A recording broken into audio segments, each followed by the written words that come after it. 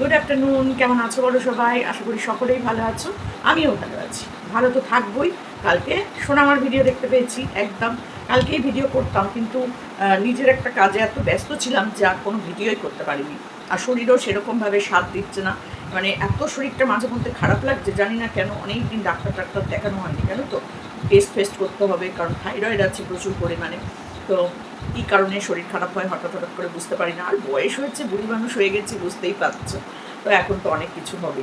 তো যাই হোক, নিজের কথা না বলে এবার আজকে একটু সোনামার কথা বলি, তাই না? কালকে মারিয়ামকে দেখতে পাইনি, কিন্তু সোনামাকে দেখতে পেয়েছি। তো মারিয়ামকে দেখলে সোনামার সাথে আরও বেশি ভালো লাগে। দুজনে মিলে ঝগড়া করবে, দুজনে মিলে খাবে, দুজনে মিলে পুকুর পাড়ে নাচ করবে। এই সব না দেখতে পারলে কি হয়? এসব না দেখতে পারলে হয় না। আমাদের একটা অভ্যেসে পরিণত হয়ে গেছিলো কিন্তু সোনামা, তাই না? মারিয়ামও। তো সেখানে রোহন কিন্তু মুখ বন্ধ, ক্যামেরা বন্ধ করে বসে আছে, জানি না। তবে হ্যাঁ, তোমরা বারবার করে আমাকে রিকোয়েস্ট করেছিলে যে দিদি তুমি একটু বলো না রোহনকে ভিডিও দিতে, দিদি তুমি একটু বলো না রোহনটাকে একটু সোনামার ভিডিও দিতে, দিদি একটু রোহনকে বলো না সোনামাকে নিয়ে ভিডিও করতে। প্রচুর মানুষ আমাকে বলেছো, আমার লাইভে এসে বলেছো, ভিডিওতে কমেন্ট করে করে বলেছো। তো সেই জন্য আমি একটু ফোন করেছিলাম। আমি তো ফোন করি না, খুব প্রয়োজন না পড়লে আমি কাউকেই ফোন করি না। তো সেই জন্য একটুখানি পরশুদিনকে ফোন করেছিলাম, পরশুদিনকেই তো করলাম। হ্যাঁ, তো ফোন করে জিজ্ঞেস করলাম কেমন আছো, সোনামা কেমন আছে? বললো ভালো আছি আন্টি। তো আমি বললাম যে কী ব্যাপার তোমার, তুমি তো একটুখানি আমাদেরকে, মানে আমাদের কি ভুলে যাবো, তোমাদেরকে কি আমরা ভুলে যাবো বলো তো? বলছে না না আন্টি, আমরা ভিডিও তাহলে দিচ্ছ না কেন বলো? ভিডিওটা না দিলে কি ভালো লাগে? আমরা এতগুলো মানুষ সবসময় তোমার চ্যানেলটাকে খুলছি আর বন্ধ করছি, খুলছি আর বন্ধ করছি, তাহলে কি করে হয় বলো তো? এরকম করে করলে তো হবে না, আমরা তো সোনামাকে ভালোবাসি, তুমি ভিডিও দাও। বলছে দেবো আন্টি, 2-1 দিনের মধ্যেই আমি ভিডিও দেবো, 2-1 দিনের মধ্যে ভিডিও দেবো। তাহলে আমি এই করতে করতে তো আজকে 15 দিন 20 দিন হয়ে গেছে, তুমি ভিডিও দাও না। সেই মাছ বিক্রির ভিডিও বোধহয় ছিল, তারপর মনে হয় আর নেই। তো তার বলছে না না, 2-3 দিনের মধ্যেই ভিডিও দেবো আমি সোনামা। তাই আমি বললাম ঠিক আছে, এত মানুষ আমরা ভালোবাসি, তুমি যদি ভিডিও না দাও তো আমরা কোথা থেকে সোনামাকে দেখবো? আর রোজই যে ও রিসানদের বাড়ি যাবে সেটাও তো না, যে না রোজ আমরা রিসানের থেকে দেখতে পাচ্ছি, ঠিক আছে চলো, একজন তো কেউ দেখাচ্ছে আমাদের সোনামাকে। তো সেটা যদি না, বলছে না না আন্টি, আমি 2-1 দিনের মধ্যেই ভিডিও দেবো। তাই তোমাদেরকে একটা ভালো সংবাদ একদম শুরুতেই দিয়ে দিলাম।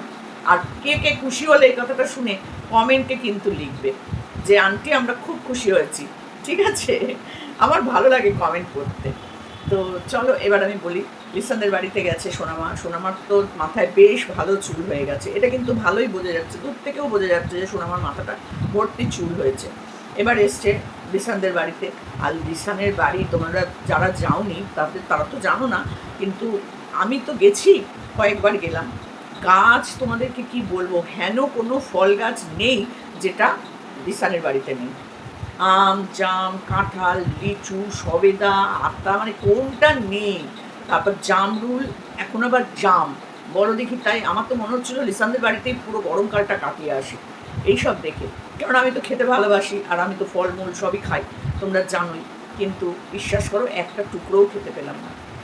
এত দূর বাড়ি যে যাবো আবার আসবো, আমার শরীরে কুলাবে না, এত দূর বাড়ি। যতবার গেছি গিয়ে চলে এসেছি, কিন্তু প্রচুর পরিশ্রম হয়, কারণ অনেকটা রাস্তা আমাদের বাড়ি থেকে ওদের বাড়ি, অনেকটা। তো যাই হোক, সেই জন্য আর যেতে পারছি না। আমের সময় দেখছি গাছে আম ঝুলে আছে, লিচুর সময় দেখছি গাছে লিচু। যখন আমি লাস্টবার গেলাম সোনামার জন্মদিনে, তখন দেখলাম লিচুগুলো হয়ে রয়েছে ছোট ছোট সবুজ সবুজ, তারপরেই দেখছি এরকম বড় বড়। এখন দেখছি জাম, গাছ ভর্তি জাম। আমের সময় দেখেছিলাম আমগুলো এরকম বড় বড় হয়ে রয়েছে। বলো কার ভালো লাগে, কার ভালো লাগে এসব দেখতে? তো যাই হোক, সেসব কোনো কথা নয়, মজা করলাম না। তবে আমার ভীষণ ভালো লাগে নিজের বাড়িতে নিজের গাছের আম, গাছের ফল, গাছের শাকসবজি, এগুলো সত্যিই আলাদা একটা মানে ভালো লাগা থাকে। তো আমার বারান্দাটা তো ওই কটা গাছেই পুরো ভর্তি হয়ে গেছে। আমি যে আবার নতুন করে কালকে একটা পেয়ারা গাছ নিয়ে এসেছি, আবার ওই টবের মধ্যেই হবে পেয়ারা গাছটা, বেশি বড় করা যাবে না, মানে কেটে কেটে ছোটো ছোটো করে করতে হবে। তাই এই ছোট্ট একটুখানি পেয়ারা গাছ, সেটা কালকে ওই ইয়েতে গেছিলাম, ক্যাম্প হচ্ছে না 15, 16, 17, সেই ক্যাম্পে গেছিলাম আমি। আয়ুষ্মান যোজনা নাকি আছে না একটা, যেটা আর কি স্বাস্থ্যসাথী কার্ডের বদলে হয়েছে, মানে বিনামূল্যে চিকিৎসার যে ব্যাপারটা আছে সরকারিভাবে, সেটার কার্ডটা করাতে গেছিলাম। যেহেতু আমার স্বাস্থ্যসাথী কার্ড ছিল আগে, তো সেই জন্য আবার এটাতে কনভার্ট করার জন্য আবার ফর্ম ফিল আপ করো, আবার এই করো, মানে এখন হ্যাপা অনেক করেছে। তো যাই হোক, একটা দিকে ভালোই করেছে, কারণ সমস্ত উল্টো পাল্টা মানুষজনকে বাদ দেওয়া গেছে। কত ছেলেরা মেয়ে সেজে বিধবা ভাতা নিচ্ছে জানো, যদিও ছেলেরাও বিধবা হয়, কারণ ওদেরও বৈধব্য হয়, কারণ বউ মরে গেলে ওরাও তো বিধবাই হলো না, ওরা বিধবা বলবো না কি বলে ওদেরকে। যাই হোক, যেটাই করুক না কেন, মেয়ে সেজে ঘোমটা দিয়ে একদম ছেলে মেয়ে হয়ে গিয়ে লক্ষ্মীর ভাণ্ডার নিয়েছে। তো এই সব গা উজাড় করে মানে খারাপ জিনিসগুলোকে বার করে ঠিক যাদের যাদের প্রয়োজন তাদেরই দেওয়া হোক, এটা আমিও এটা চাই। কিন্তু এর মধ্যেও তো কত কিছু হবে। তো আমার স্বাস্থ্যসাথী কার্ড ছিল, তার জন্য আমি আবার ওই আয়ুষ্মানে কনভার্ট করতে গেছিলাম। বিশ্বাস করো, এতক্ষণ দাঁড়িয়েছি না, কোমর পিঠ সব ব্যথা হয়ে গেছে। তারপর আর ভিডিও করতে ইচ্ছা করে বলো? গেছি সেই 11:30টার সময়, আর বাড়ি এসেছি 4টের সময়। এই এতক্ষণ ওখানে পুরো দাঁড়ানো। একটুখানি বসেছি, আর এই ধরো মিনিট 15-20 মতন বসেছিলাম, পুরো মিলিয়ে সব মিলিয়ে, একবারে না। এই একটু বসছি, আবার লাইনে দাঁড়াচ্ছি, একটু বসছি, লাইনে দাঁড়াচ্ছি, এরকম করে মিনিট 15 মতন হয়তো আমি বসেছি, তাও না 10 মিনিট। এই কোমর পিঠ আর কিছু নেই। তো যাই হোক, সেটা বড় কথা নয়। ওইসব করে তারপরে বাড়িতে এসে আর কিছু করতে ইচ্ছা করছিল না। তারপরে যখন দেখলাম সোনামার ভিডিও, তখন বেশ সুন্দর করে বসে বসে একটু দেখলাম, কিন্তু ভিডিও আর করতে পারলাম না। এবার সোনামার সুন্দর ওইভাবে ঘুরে ঘুরে বেড়াচ্ছে লিসানদের বাড়িতে, দেখে না মনটা একদম শান্ত হয়ে গেল, যেন মনে হলো যে সোনামাটা কি করছে। সব থেকে বড় কথা কি বলতো, কি করছে সোনামা, শরীর ঠিক আছে কিনা, রোহন ঠিক আছে কিনা, রোহনের শরীর ঠিক আছে কিনা, এগুলো চিন্তা হয়। কারণ এমনভাবে ওদের সাথে একটা রিলেশনের মতন তৈরি হয়ে গেছে, আমি মনে করি যে একটা রিলেশন তৈরি হয়েছে। রোহন মনে করে কিনা জানি না, তবে লিসান যখনই ফোন করি, যদি সময় না পায়, ফোন করে আবার রিং ব্যাক করে যে আন্টি ফোন করেছিলেন। কিন্তু রোহন তো ভীষণ ব্যস্ত মানুষ, তোমরা সবাই জানো, তো সে আর ফোন টোন ব্যাক ট্যাক করে না। যদিও আমি রোহনকে ফোন খুব কমই করিই না বলতে গেলে। তবে হ্যাঁ, আজকে মানে পরশুদিনকে করে সাথেই ও ধরেছে, কথাও বলেছে না, ওই রিং ব্যাক করেছিল, তখন ব্যস্ত ছিল ফোনটা, তারপরে ওই রিং ব্যাক করে কথা বললো হ্যাঁ হ্যাঁ ফোন তোমাদের কাছে ভিডিও আসছে দু একদিনের মধ্যে। যাক, ভালোই লাগলো। এবার রোহনদের মানে লিসানের বাড়ি বলতে বলতে কত কথাই বলে ফেললাম দেখো। তো লিসানের বাড়ির গাছপালা দেখে সত্যিই মনটা ভালো হয়ে যায়। তারপর আবার পুকুর, তো সোনামা ঘুরে ঘুরে জাম খাচ্ছে। সে জাম পেরে দিলে হবে না, সে নিজে উঠে পারবে, জুতো টুতো খুলে জাম পাড়তে উঠছে। ভেবে দেখো কিরম ওস্তাদ মেয়ে। তো ও তো ছোটোর থেকেই ওস্তাদ, পুকুর পাড়ে গিয়ে নিজে একা একা স্নান করে, পুকুরে গিয়ে মাছ ধরতে গিয়ে দাঁড়ায়, কত কিছু করে। সোনামার গুণের অন্ত নেই, প্রচুর গুণ, কিন্তু সোনামার আর পড়াশোনা হবে না। কি করে হবে বলো, কি করে হবে? সোনামার যা বই খাতা ছিঁড়ে ফেলেছে সিজ্জু, বলো। ও ছেড়েনি কিন্তু, না সোনামা ছেড়েনি, ছিঁড়েছে সিজ্জু।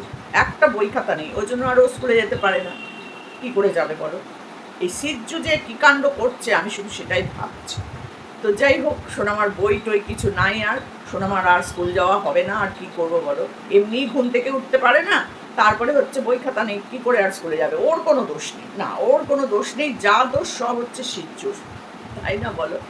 তো যাই হোক, আমি তো রোহনকে বারবার বলবো, আবার বলছি যে ওকে স্কুল পাঠানোর অভ্যেসটা তৈরি করো আস্তে আস্তে। প্রতিদিন স্কুলে পাঠাও, সকাল সকাল ঘুম থেকে তুলে নিয়ে ওকে স্কুলে দিয়ে আসো। এটা তোমাকেও করতে হবে, তোমারও ঘুম ত্যাগ করতে হবে। তুমি 3টে অবধি জেগে থেকে বেলা 3টে অবধি ঘুমাবে, তাহলে তো ছেলে মেয়ে স্কুলে যেতে পারবে না বলো। আমার এই এত বছর বয়স, আমি কিন্তু রোজ নানিকে সকাল সকাল 7টার সময় তুলে দিই, উঠে তৈরি করে দাঁত ব্রাশ করে, পটি করে, খায়, জামা কাপড় পরাই, তারপরে গিয়ে কিন্তু স্কুলে দিয়ে আসি। 8টা থেকে স্কুল প্রতিদিন কিন্তু গিয়ে আমি দিয়ে আসি। আমি এই বুড়ি মানুষ, আর তুমি পারছো না, তুমি কত ছোট, তো তোমাকে তো করতে হবে। পাপা হওয়া তো মুখের কথা নয় বাপু, পাপা হওয়া তো মুখের কথা নয়। তো তোমাকেও তৈরি হয়ে বাচ্চাটাকে তৈরি করে কিন্তু স্কুলে পাঠাতে হবে। আজকে ছোট আছে, 3 বছর 3.5 বছর বয়স হয়েছে, কিন্তু 8-2 বছর পর ও যদি এইরকম করে অভ্যেস তৈরি হয়ে যায়, তাহলে তো স্কুলে যেতেই চাইবে না, ও একদমই যেতে চাইবে না, তখন কান্নাকাটি করবে। আবার অনেক বাচ্চা আছে সুন্দর করে স্কুলে যায়, যেমন আমাদের নানি সুন্দর করে স্কুলে যায়, কিন্তু ওর মানে মাসি, মানে আমার বড় মেয়ে, ওরে বাবা স্কুল যাওয়ার সময় কি কান্না।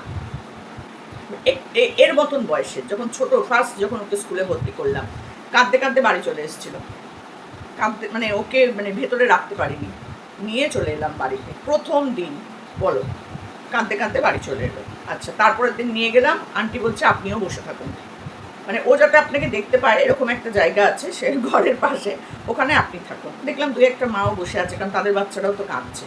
আমার বড় মেয়ে প্রথম 2-4 দিনকে খুব কান্নাকাটি করেছে, তারপর আবার আস্তে আস্তে ঠিক হয়ে গেছে। তারপর তো আবার স্কুলই কামাই করতো না, এমন হলো নার্সারি থেকে প্রি নার্সারি এগুলোতে ওরকম কান্নাকাটি একটু আধটু করেছে।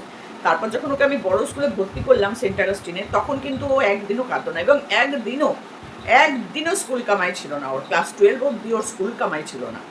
ওর প্রত্যেকবার স্কুলে কিন্তু অ্যাটেন্ডেন্স সার্টিফিকেট পেত প্রতি বছর।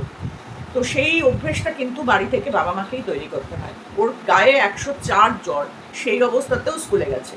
আমার শ্বশুরমশাই মারা গেছেন, সেই অবস্থাতেও ও স্কুলে গেছে। স্কুল থেকে গেছে, ওকে অ্যাটেন্ডেন্সটা দিয়ে নিয়ে তারপর আমি আবার ছুটি করিয়ে নিয়ে এসেছি, ভাবতে পারো। যার জন্য স্কুলের প্রিন্সিপাল থেকে শুরু করে সুইপার পর্যন্ত প্রত্যেকে ওকে খুব ভালোবাসতো, খুব ভালোবাসতো। এখনও স্কুলের যে ম্যাডামের সাথে দেখা হবে আমার সাথে, তারাই বলবে মৌমিতা ভালো আছে। এরকমই ছিল আমার বড় মেয়ে। তো টিচারদের সাথে এখনও ওর খুব ভালো ভাব, সব হোয়াটসঅ্যাপে কথাবার্তা হয়।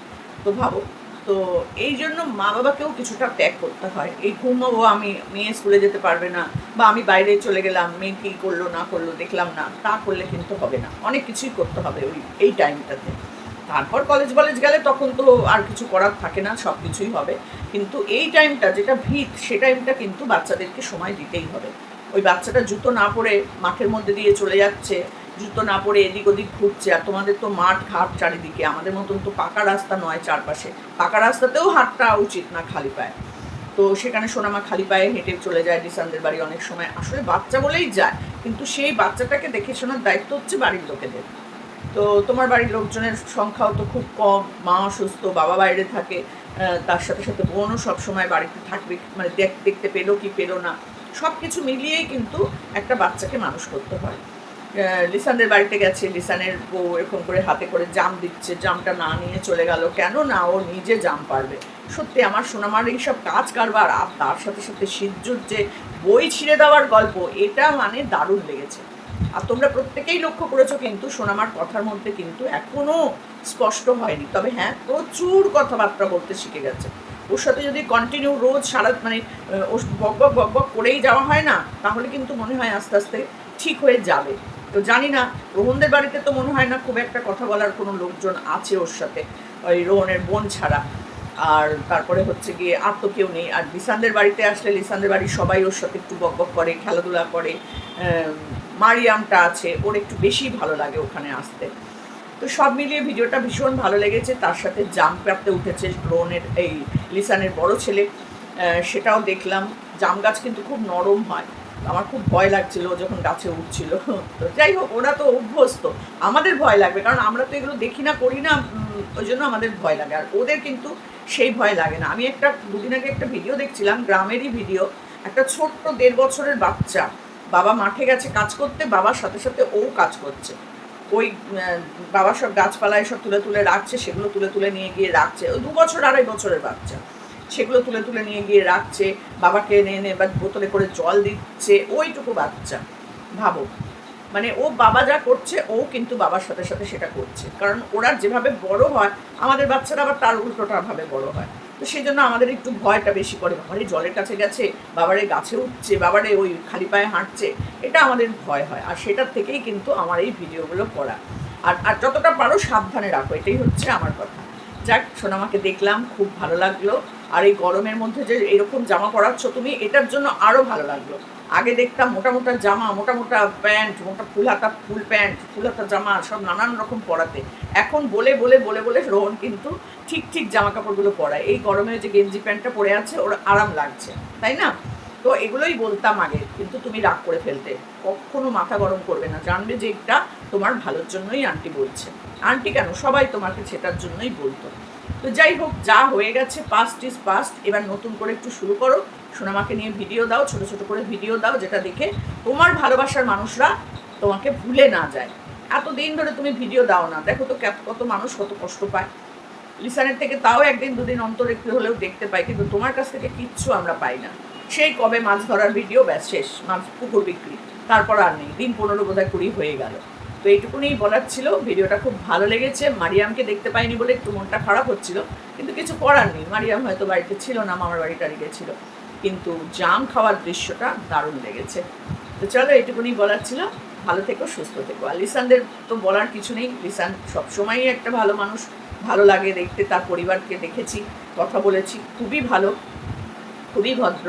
তো ভালো থাকো, সুস্থ থাকো, এটুকুনি বলবো। আর মারিয়ামের জন্য আর সোনামার জন্য চলো টাটা।